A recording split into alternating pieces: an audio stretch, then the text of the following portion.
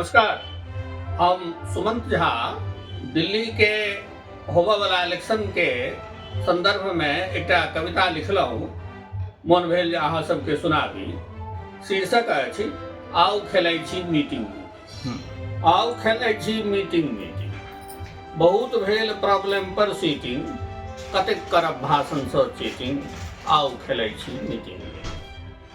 Air पॉल्यूशनक ढोल सुना कऽ मीडिया सब अछि कान पकौने, बताह केने अछि एकर रिपोर्टिंग। आउ खेलै छी मीटिंग। जमुना जल अछि ढेर प्रदूषित, पहिनहु तऽ छल एतबे कलुषित।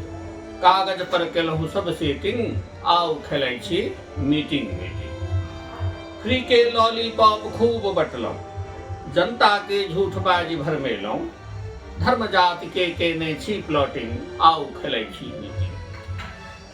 रुकि गेल विकास कार्य जनै छी, पेंशन फंड सब सेहो रोकने छी। लागल आरोप केलक डिस्गस्टिंग, आउ खेलै छी मीटिंग। बाजल बिगुल चुनाव के जखने, भेलहुँ पुनः सावधान हम तखने। कहुना करी ओहने सन एक्टिंग, आउ खेलै छी मीटिंग। जँ हम जितलहुँ फेर इलेक्शन, 5 बरख धरि कोनो नहीं टेंशन। करब पुनः सबटा एडजस्टिंग, आउ खेलै छी मीटिंग। धन्यवाद।